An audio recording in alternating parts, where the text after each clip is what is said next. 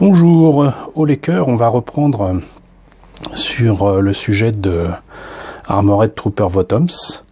Ça fait un bout de temps que je l'ai mis de côté pour vous, mais j'osais pas le présenter jusqu'à maintenant, mais il est temps de s'y mettre. Et il est temps de vous présenter ce gros morceau.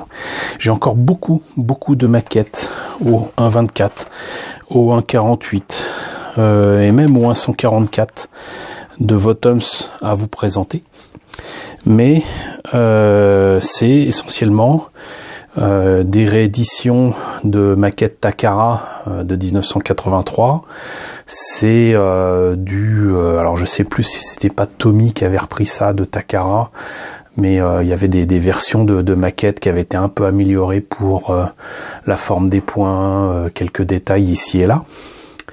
Mais il y a quelques années de ça, il y a une dizaine d'années, il y a Bandai qui s'est décidé à reprendre la licence Votoms. Et je pense que comme souvent, c'est pour ça que tout d'un coup, il y a eu plein de kits Votoms qui sont sortis de partout pour, entre guillemets, faire jouer la concurrence. C'est-à-dire que quand vous aviez, par exemple, Segawa qui annonçait de sortir des maquettes de Macross, à une certaine échelle, Bandai n'a pas hésité à ressortir des rééditions de certaines de leurs maquettes et même de profiter d'une date anniversaire pour reproposer des maquettes à peine améliorées, quoi, avec de nouvelles boîtes. Et les concurrents de Bandai ne se gênent pas pour le faire non plus. Et je pense que sur la même période, effectivement, on a eu beaucoup de rééditions de maquettes de Votoms qui du coup étaient à petit prix, puisque déjà rentabilisées depuis longtemps, alors que Bandai a sorti du matériel totalement nouveau et surtout pas à la même échelle. C'est légèrement plus grand que le 1.24 habituel en maquette plastique injecté, soyons clairs, c'est du 1/20 et non pas du 1/24. Voilà, c'est-à-dire qu'habituellement c'était plutôt du 1/24, là c'est du 1/20, c'est légèrement plus grand. Et en plus de ça, non seulement c'est du nouveau matériel, mais ils ont sorti aussi d'autres Armored Trooper qui n'existaient pas jusqu'à présent, en tout cas en plastique, en résine et en vinyle, ça existait. Mais on y reviendra plus tard, mais je pense pas que c'est le seul modèle de Bandai que j'ai.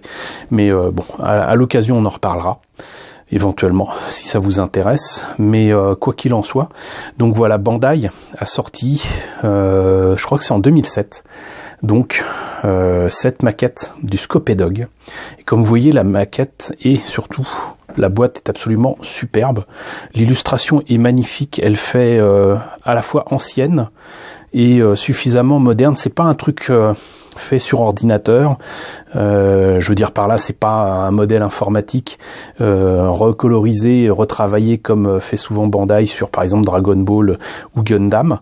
Là ça fait franchement peinture à l'huile, même si je devine que c'est quand même fait sur ordinateur, et vous voyez qu'on a quand même des patines, des effets de patine, de métal usé, oxydé, abîmé, avec ici là voilà des traces de rayures, de graisse, etc. C'est ce que j'aime dans Votoms, c'est que ce sont des robots qui sont déjà entre guillemets à taille humaine, hein, c'est-à-dire que là vous avez par exemple un humain arriverait à peu près là, l'humain peut aller, le pilote, je vois pas pourquoi j'appelle ça un humain, mais on voit essentiellement des humains et que ça d'ailleurs dans Votoms, mais donc le pilote est dans le torse de l'Armored Trooper. Et vous le voyez, ça a quand même des formes simples. Pour moi, c'est un tank sur pattes, un tank multifonction, ultra logique dans ces phases de combat, de déplacement. J'en ai parlé très souvent de cette série de 1983, où à la fois pour certainement des raisons d'économie, mais aussi tout simplement de praticité, même s'ils sont bipèdes, ils passent leur temps en fait à être au-dessus du sol, soit avec des coussins d'air, soit avec des roulettes. Je pense que c'est des roulettes de toute façon. Donc en fait, ils roulent sur leurs pieds sur le sol, et c'est sur des terrains comment dirais-je qui sont pas plats, qui sont de différentes textures ou quoi, que certainement ils utilisent leur bipédie. Et même leurs poings, en fait là le trou que vous voyez ici, c'est pour des cartouches, c'est-à-dire que les poings peuvent servir à percer les blindages Les Armored Troopers sont essentiellement donc des unités de combat blindées, et donc les points sont faits pour percer le blindage ennemi, et pour le faire, en fait, il y a une espèce de piston qui est actionné par une arme qui fonctionne avec des douilles. Donc là-dedans, vous avez des douilles qui s'éjectent si le point doit percer le blindage. Ici, vous avez donc les caméras qui permettent donc bien évidemment de voir à l'extérieur sur un écran depuis le cockpit, et ça ressemble beaucoup aux vieilles caméras des années 60-70, peut-être 80, je ne sais plus, mais il me semble que dans les années 70 ça avait changé, mais donc les vieilles caméras qui permettaient de filmer avec différents objectifs et je crois même couleurs, donc du coup ça expliquerait pourquoi là c'est bleu, là c'est rouge, enfin voilà. Donc tout ça pour dire que c'est un design que j'aime beaucoup, c'est une série que j'aime beaucoup, qu'en plus c'est un design, un méca design et une histoire qui ne vieillit pas. Ça date de 1983, et il y a encore quelques années il y avait des OEV qui sortaient avec des dossiers perdus de Falsen's File, je sais plus, j'ai pas le nom en tête, mais non seulement c'était le même réalisateur, même c'est le même design. Bon, malheureusement pour moi, c'est un peu raté parce que c'est fait sur ordinateur et ça se voit malheureusement. Mais voilà, Armored Trooper Votoms, c'est l'animé de mecha réaliste, science-fiction vraiment de bout en bout, et c'est vraiment génial. Voilà, donc j'ai encore trop parlé de Votoms, je suis désolé. Il y a un bout de temps en plus que je vous ai pas présenté la série et ces maquettes-là, donc voyez sur la playlist ce qu'il en est, mais ce qu'il faut retenir, c'est que là, c'est du Bandai, c'est du 1/20, et qu'en plus, c'est vendu avec ici, il y a une autre version qui est vendue normale, mais c'est vendu avec des pièces en métal, des pièces qui sont pas forcément en photodécoupe, mais vous avez des outils, vous avez des rivets, vous avez des caméras, vous avez une partie de plaque du bassin, vous avez une partie des armes qui est donc en vrai métal. Puisqu'on en est à parler de la boîte, donc vérifions quelques informations. Alors déjà, le modèle monté peint, ça donne ça. C'est quand même pas mal, il y a quand même un sacré nombre de détails qu'il n'y avait pas dans les modèles de Takara, hein, à ma connaissance. Vous voyez que donc effectivement c'est sur roulette. Roulette qui s'escamote, hein, ce qui rentre dans le pied ou qui en sortent, avec sachant que vous avez donc des espèces de piquets qui permettent aussi de faire des rotations assez rapide pour l'Armored Trooper, et qui permettent d'améliorer encore ses capacités à faire face à une situation de face ou de dos. Enfin, voilà, on va pas redévelopper là-dessus. Pour monter dans l'Armored Trooper, la plupart du temps, la forme habituelle c'est ça, c'est-à-dire que les jambes basculent vers l'avant pour permettre de monter dans le cockpit. Là, vous avez typiquement donc des marchepieds qui se trouvent à la fois sur le bassin et bien évidemment sur le buste. Le cockpit est donc là. Le pilote, Kiriko Cuvier, alors ça c'est le gros problème de toutes ces maquettes, c'est que c'est souvent la même figurine. Voilà. Donc d'ailleurs c'est la tête de Kiriko Cuvier. Donc vous avez la version debout, la version assise dans le cockpit. La caméra bien évidemment peut tourner.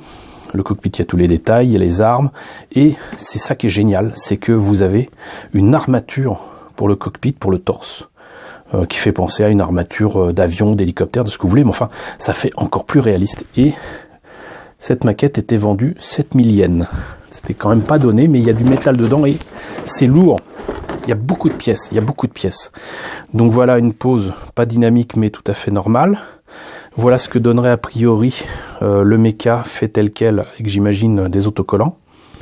Quoique j'ai l'impression que c'est essentiellement des décalcons, enfin j'espère. Là vous avez donc les pièces en métal et en photodécoupe. Et voilà ce que ça peut donner, rien qu'avec ce qu'il y a dans la boîte. Voilà, et vous pouvez placer ces pièces-là avec des rivets. C'est-à-dire que ça se colle même pas, vous avez un outil qui permet de mettre les rivets et de placer les plaques comme, j'allais dire, sur un vrai méca. Voilà. Et je suis content, c'était la bonne date, 2007. Donc, voilà, on a beaucoup parlé de Votoms, on a beaucoup parlé de cette boîte. On va voir tout simplement ce qui est à l'intérieur. Bon, les ennuis techniques continuent. Je pense que j'ai cassé mon trépied, mais on va continuer de tourner. Comme vous voyez, donc, une boîte très fournie. Les grappes sont présentes, mais il n'y a pas les sachets plastiques. Alors, je ne sais plus si c'est moi qui les ai enlevés. Je pense qu'en fait, ça m'a été livré comme ça. Je l'ai acheté en fait d'occasion. Un ami, Marc, coucou Marc, qui avait besoin de faire un peu de place et surtout un petit peu d'argent. Et donc je lui avais acheté ce Votoms en même temps que le transporteur d'Aliens, dont vous vous rappelez peut-être. Et voilà. Et j'espère que tu regrettes pas cette vente, en tout cas. Gloire à toi, grâce à toi, j'ai ce modèle. Et donc vous voyez, donc reprise de l'illustration de la boîte sur la notice de montage, qui est presque un bouquin. Hein. Je pense qu'il doit y avoir certainement là, voilà. Alors vous voyez, j'ai dit des bêtises pour une fois. C'est Bandai qui n'a pas fait des autocollants, mais des décalcos. Et c'est important d'avoir ces décalcos parce qu'en fait les décalcos de Votoms, l'alphabet du monde de Votoms n'est pas notre alphabet. Il y ressemble, mais c'est pas le même du tout. Donc que ce soit pour les chiffres ou les lettres, c'est différent. Donc voilà. Un peu de pub, je crois qu'à l'époque c'était pour le jeu, tout simplement c'est écrit dessus, PlayStation 2, comme quoi, je sais pas, je pensais que PlayStation 2 c'était déjà la PlayStation 3 en 2007, non? Je sais plus où ça allait sortir. Quoi qu'il en soit, donc il y avait un... Voilà. Alors j'arrive même pas à lire ce qui est écrit là, Pattesen Files. Ils ont essayé de faire ça avec l'alphabet de Votoms. Moi il me semble que c'était Falsen. Et j'imagine que ça se lit correctement en japonais, mais voilà. Donc c'est ce dont je vous parlais. Donc il y a apparemment des OEV et une série télé de 13 épisodes. Donc voilà. Ça c'était l'actualité 2007 pour Votoms. J'avais un jeu de Votoms sur PlayStation 1, mais je l'avais acheté uniquement pour un jouet, et puis comme j'avais pas la PlayStation japonaise, je l'ai filé à un copain, si je me rappelle bien. Donc la notice, là vous avez le Votoms de l'animé de 83 très clairement. Vous voyez, on a l'impression qu'en fait c'est un soldat avec un gros bidon. Donc là voilà un diorama qui donne envie, hein, sincèrement, ça c'est le genre de truc franchement qui est inspirant. Voilà. Donc si vous avez des trucs en 24 ou en 20e, très clairement du matériel plutôt automobile, c'est parfait pour ce genre de choses.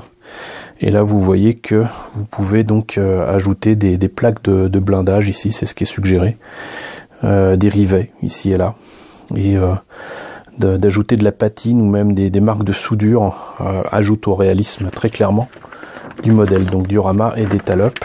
On n'a pas encore commencé le montage qui sont déjà en train de nous faire baver. Donc ça, c'est les pièces en présence. Rien à mettre de côté, hein, apparemment, pas de X nulle part. Les conseils d'usage. Et on commence apparemment par le torse. Avec étonnamment donc la figurine assise de Kiriko, son siège, les postes de commande, la partie, on va dire, écoutille et tête du Votoms, etc. Voilà, donc pas forcément une étape très facile, mais nécessaire.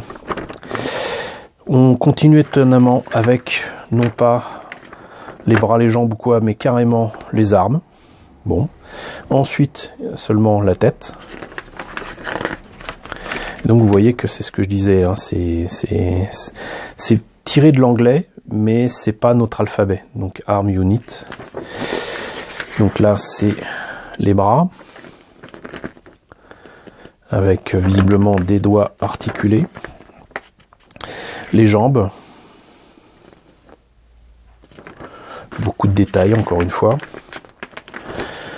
et le bassin, avec carrément des pièces à rifter pour les plaques en métal à ajouter.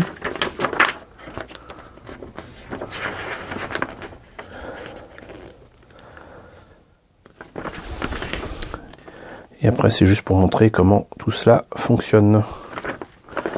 Voilà, et ça c'est les différentes couleurs possibles. On n'est pas obligé de faire ce modèle là. On peut le faire comme ça, on peut le faire entièrement vert.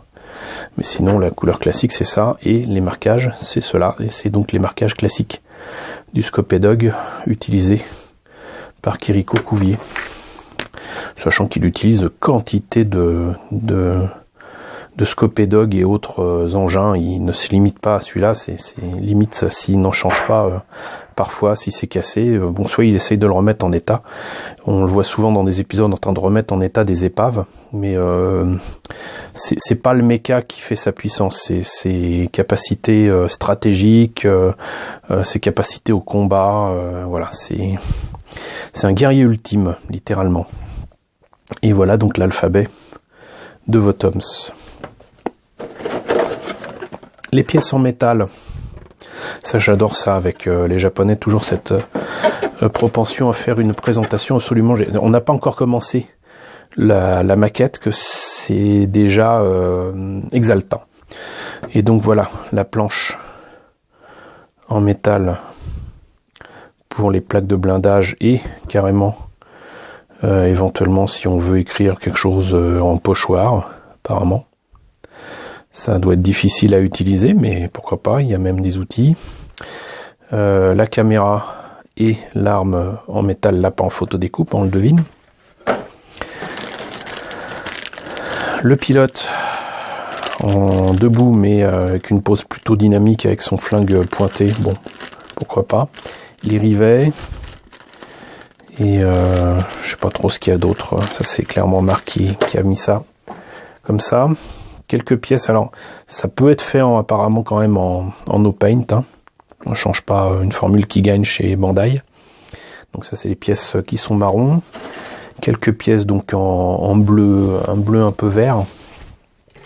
Et donc le reste, donc le pilote, apparemment donc c'est des pièces qui ont déjà été utilisées par Marc. Il avait commencé à faire visiblement le personnage debout, très clairement. Et donc ça c'est ce que je vous disais, vous voyez un petit peu la taille du truc, quoi, au 1/20.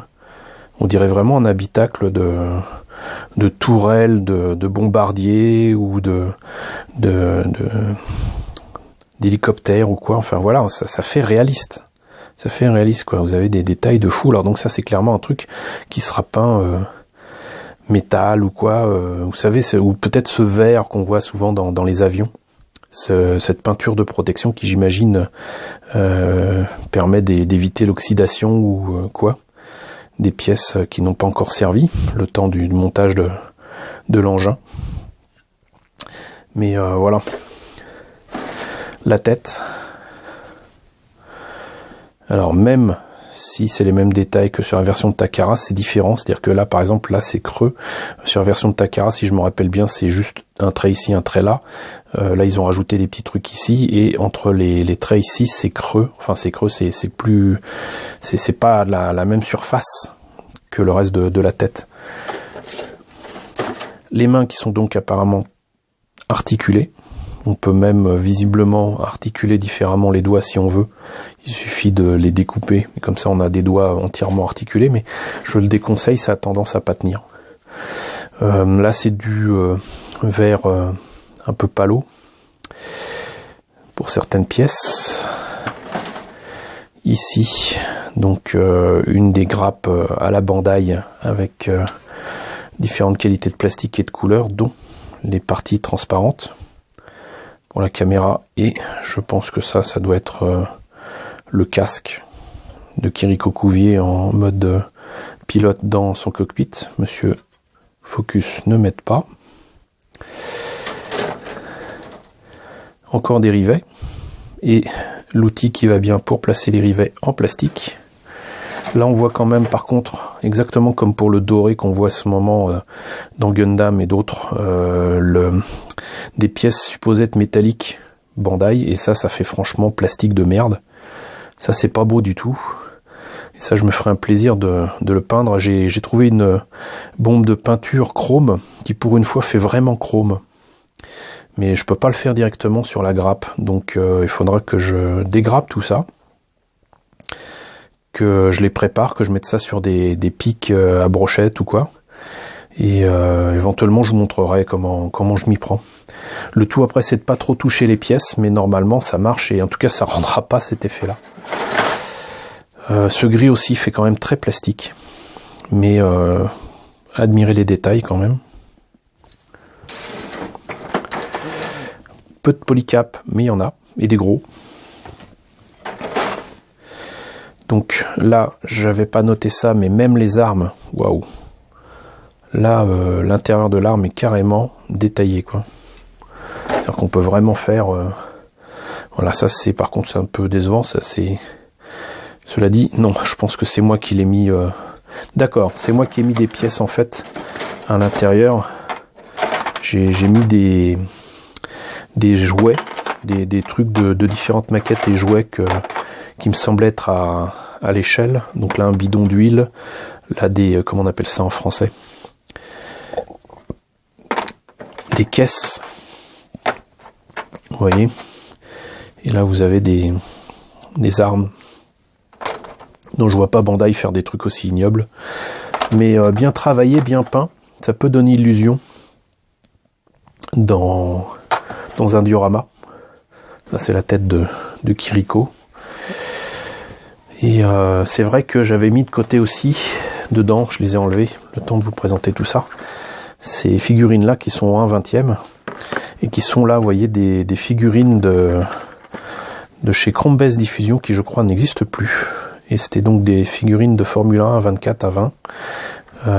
Et vous voyez que ça a beau être pour des figurines de Formule 1, là, le personnel qui est sur les... comment on appelle ça ? Les circuits, qui sont sur les circuits, qui attendent les bagnoles, qui là sont très clairement, là c'est une tenue anti-feu, je pense. Et vous avez donc les personnes qui sont là pour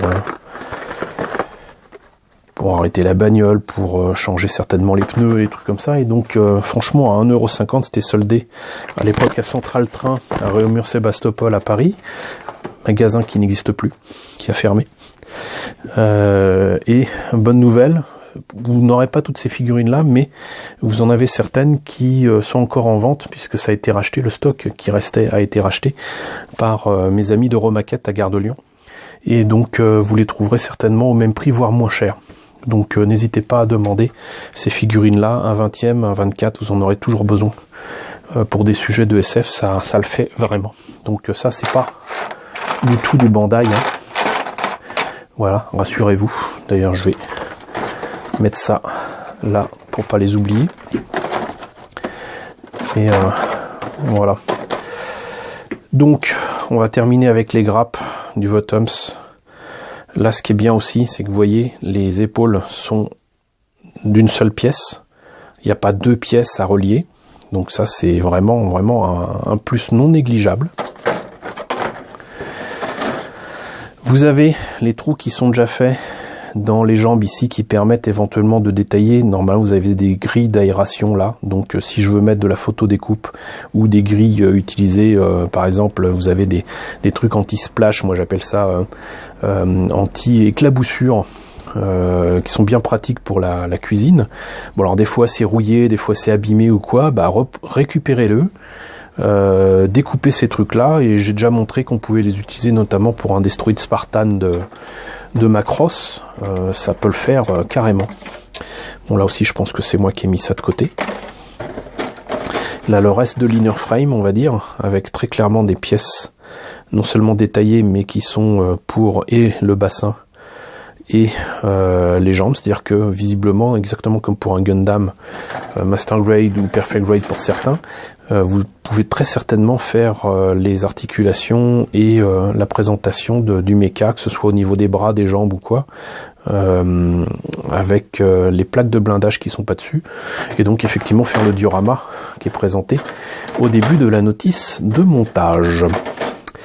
Donc voilà